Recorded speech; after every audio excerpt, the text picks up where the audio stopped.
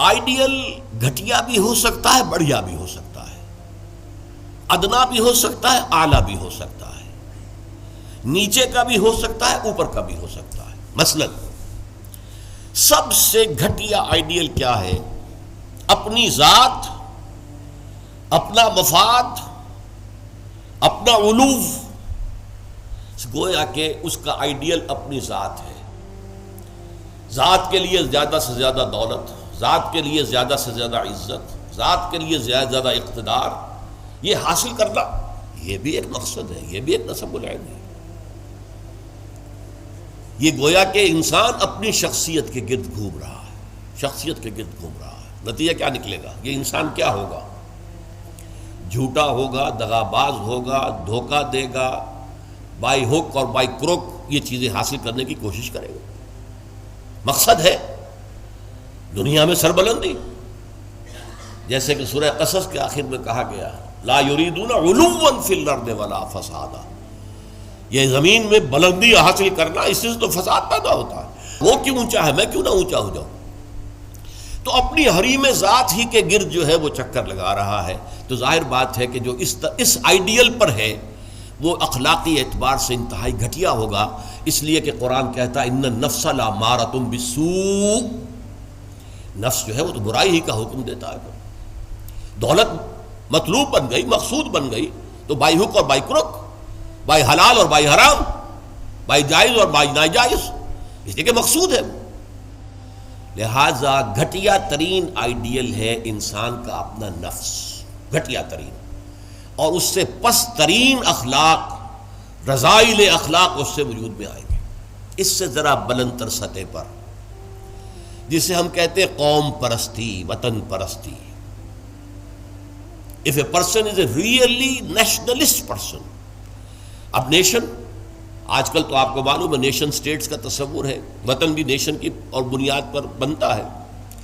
تو نیشنلزم، قوم پرست، پہلا آدمی کون تھا؟ خود پرست، وہ پرستش کر رہا تھا اپنی، خود پرست، سیلف سینٹرڈ، اس کا مطلوب و مقصود اپنی بلندی، اپنی دولت۔ لیکن یہاں اس سے ذرا بلندتر ہو گیا معاملہ، میں اپنی قوم کے لیے محنت کروں گا، قوم کی سربلندی کے لیے، قوم کی آزادی کے لیے، قوم کی عزت کو برقرار رکھنے کے لیے، اپنے وطن کے لیے کٹ بھروں گا، اپنے وطن کی آزادی کے لیے قربانیاں دوں گا۔ ایک بہتر کردار وجود میں آئے گا کہ نہیں؟ یہ شخص جو ہے اپنی قوم سے کبھی جھوٹ نہیں بولے گا، باقی دنیا سے بولے گا۔ آپ کو معلوم ہونا چاہیے ویسٹرن مورالٹی کیا ہے۔ اپنے ہاں وہ ایک بلی کے اوپر بھی ظلم ہوتا نہیں دیکھ سکتے، کسی کتے کے اوپر ظلم ہوتا نہیں دیکھ سکتے، لیکن دوسری قوموں کو ہلاک کرتے ہیں، اور وہ سمجھتے ہیں کہ ویپنز آف ماس ڈسٹرکشن ہمارا حق ہے، ہمارے پاس تو ہے، کسی اور کو نہیں ہم اچیو کرنے دیں گے۔ یہ مورالٹی ان کی، وہ اپنی قوم کے لیے ہے، کوئی جھوٹ نہیں بولے گا، دھوکہ نہیں دے گا، غداری نہیں کرے گا، اپنی قوم، اپنے وطن سے سچے ہیں۔ لیکن اس کے باہر نہ ان کی محبت ہے، وہ اپنے ہاں تو کہیں گے لو دائی نیبر ایز دائی سیلف، لیکن بقیہ قوموں کے ساتھ ان سے بڑا ظالم کوئی نہیں، انٹرنیشنل لیول پر آ کر ان سے بڑا جھوٹا، ان سے زیادہ فریبی، ان سے زیادہ دغاباز، ان سے زیادہ دھوکے دینے والا کوئی نہیں۔ لیکن پھر بھی کم سے کم اس شخص سے تو بہتر ہوا جو شخص اپنی ذات ہی کے اوپر سینٹرڈ ہے، خود پرست ہے، نفس پرست ہے۔ اس سے یقیناً ایک بلند تر آئیڈیل ہے وطن پرستی، قوم پرستی۔ یہ قوم پرستی اگر ہے تو ایسا تو نہیں ہوگا کہ قوم کے لیے ہتھیار خریدنے گئے تھے تو زبردست رشوت لے کر گھٹیا ہتھیار خرید لیا، یہ نہیں کرے گا وہ کبھی۔ ہمارے ہاں یہ بھی ہوتا ہے، اس لیے کہ ہمارے ہاں قوم پرستی ہے ہی نہیں، وطن پرستی ہے ہی نہیں۔ اس حوالے سے اب حالانکہ آپ کو معلوم ہے کہ ہتھیار جو ہے زندگی اور موت کا مسئلہ ہے، جب جنگ ہو رہی ہے اور کریٹ کھولا گیا، معلوم ہوا یہ تو استعمال کے قابل ہی نہیں ہے یہ ہتھیار جو ہے، کیا ہوگا اس وقت؟ عین موقع پر محاذ میں وہ کھولا گیا ہے باکس، اور معلوم ہوا کہ یہاں تو کچھ اور رکھا ہوا۔ لیکن لوگ ہیں جو رشوتوں کے لیے، کک بیکس کے لیے، جو بھی وہ ان کے کمیشنز ہیں، وہ گھٹیا مال لیتے ہیں، دومی مال جسے آپ کہتے ہیں۔ تو وطن پرستی یا قوم پرستی ایک نسبتاً ہائر آئیڈیل ہے، اس سے اوپر ایک اور ہے۔ یہ جو حضرات تھوڑا بہت بھی فلسفے سے شغف رکھتے ہیں ان کو معلوم ہے، ہیومنزم، انسان دوستی۔ یہ جیسے ٹالسٹائے تھا، بہت بڑا ادیب تھا روس کا، وہ ہیومنزم کا قائل تھا، انسان سے دوستی ہونی چاہیے، انسان محبوب ہونا چاہیے، تمام انسان انسان سے محبت کریں، ہیومن بینگ ایز ہیومنس، چھوڑ دیں کہ وہ ہمارے ملک کا رہنے والا ہے یا نہیں، یہ ہیومن بینگ ہے، بھول جائیں اس کو کہ وہ ہماری قوم سے اور نسل سے ہے یا نہیں، یہ ہیومن بینگ، ہیومنزم یہ ہائیسٹ فلسفی ہے۔ لیکن آپ جو سوچ لیجئے کہ اول تو یہ کہ اس تک پہنچنا بڑا مشکل، اپنی قومیتوں کے حدود سے، وطنیتوں کے حدود سے، اپنے ذاتی مقاصد اور ذاتی جو بھی مفادات ہیں ان سے بلندتر ہو کر واقعتاً ہیومنسٹ ہونا آسان کام نہیں ہے۔ لیکن ہیومنسٹ جو ہے اس کے اندر بھی انسان کی محبت تو آ جائے گی، انسان مطلوب ہو جائے گا اس کا، اور اس اعتبار سے وہ قوم پرست اور وطن پرست سے برتر ایک شخصیت ہوگی۔ لیکن باقی کائنات، حیوانات، اس کے اندر اس کے لیے تو کوئی محبت اس کے اندر نہیں ہوگی، اس کے لیے کوئی شفقت نہیں ہوگی۔ ہیومنزم ہیومن بینگز کے لیے ہے، اس سے اوپر ایک اور ہے، اور وہ ہے کسی نظریے پر انسان کی نگاہ جم جائے، نظریہ کہ انسان کی فلاح کمیونزم میں ہے، ظلم کا خاتمہ کمیونزم میں ہوگا، لہذا اس کمیونزم کے لیے، اس کو فروغ کے لیے، اس کو عام کرنے کے لیے، اس کے پھیلانے کے لیے، لوگوں کو قائل کرنے کے لیے تن من دھن لگا رہے ہیں۔ پھر جن لوگوں نے مان لیا ہے انہیں آرگنائز کر رہے ہیں، سیلز بن رہے ہیں، پھر ایک جد و جہد ہو رہی ہے، کشمکش ہو رہی ہے، زہر کے خلاف جد و جہد ہو رہی ہے، جانے دے رہے ہیں، فائرنگ اسکواڈز کے سامنے کھڑے ہو کر سینہ کھول کر گولیاں کھا رہے ہیں۔ یہ سب کیا ہے؟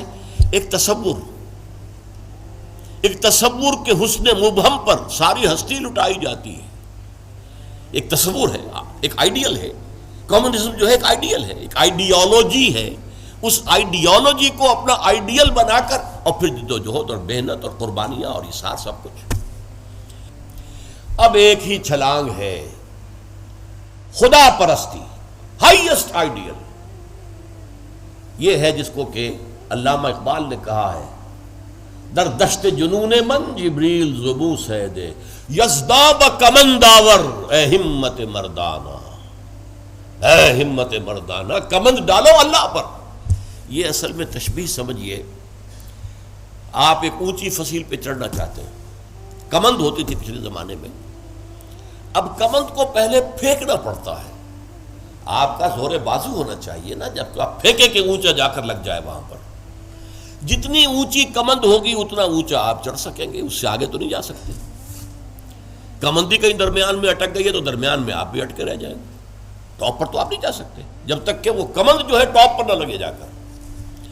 تو یوں سمجھیے کہ پہلے انسان کو اپنے ذہن سے، اپنے فکر سے، اپنی سوچ سے اپنا آئیڈیل معین کرنا ہوتا ہے۔ Who is my ideal? میرا نفس؟ نو۔ میرا وطن، میری قوم؟ No. Human beings? No. Allah, he is my ideal. اس کی محبت، اس کے ساتھ خلوص و اخلاص، اس کے لیے جد و جہد۔ اب آپ دیکھیے، کمیونسٹ کے لیے محبت ہوگی، مزدور کے لیے محبت ہوگی اس کے اندر، سرمایہ دار کے لیے نہیں ہوگی، سرمایہ دار تو دشمن ہے، اس کا تو پیٹ پھاڑیں گے ہم، لہٰذا وہ محبت اس کی پوری یونیورسل نہیں ہو سکتی۔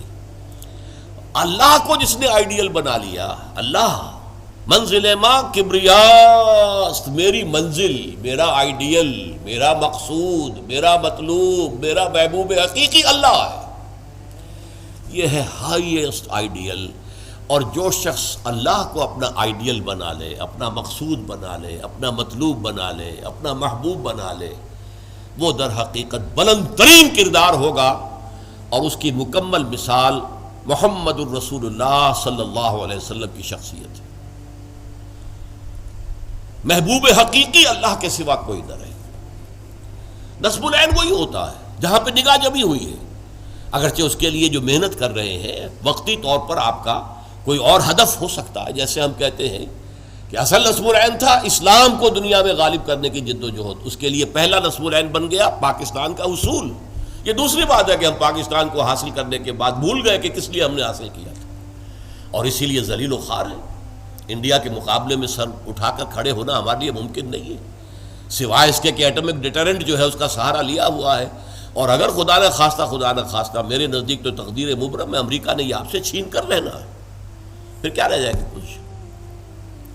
اس حوالے سے سمجھیے، اسی لیے علامہ اقبال نے دیکھیے کہ وطن کو بھی خدا قرار دیا ہے۔ وطن پرستی، نفس پرستی، وطن پرستی، قوم پرستی، انسانیت پرستی، نظریہ پرستی اور خدا پرستی، یہ ٹاپ پر ہے۔ منزل ماں کبریاست در دشت جنون من جبریل زبوں سیدے یزداب کمند داور، اے ہمت مردانہ اپنے کمند اتنی اونچی ڈالو کہ اللہ کی ذات پر جائے، پھر اللہ کی ذات، پھر اس کمند کے ذریعے سے سیر اللہ، تقرب اللہ، رفتہ رفتہ اللہ سے قریب تر ہوتے چلے جاؤ۔ جیسے کہ آپ کو معلوم ہے، اگرچہ وہ آیت سجدہ ہے، جا کر ایک سجدہ کر لیجئے گا، جو سورۃ العلق جو ہے وہ ختم ہوتی ہے فَاسْجُدْ وَاقْتَرِبْ، بس سجدہ کرو اور قریب ہو جاؤ۔ یہ سجدہ کرنا اللہ سے قرب کا ذریعہ ہے، وَاقْتَرِبْ، قریب ہو جاؤ۔ اس لیے حضور نے فرمایا ہے ان اقرب ما یکون العبد الی اللہ فی السجود، انسان جو اپنے رب سے قریب ترین ہوتا ہے وہ سجدے کی حالت میں ہوتا ہے۔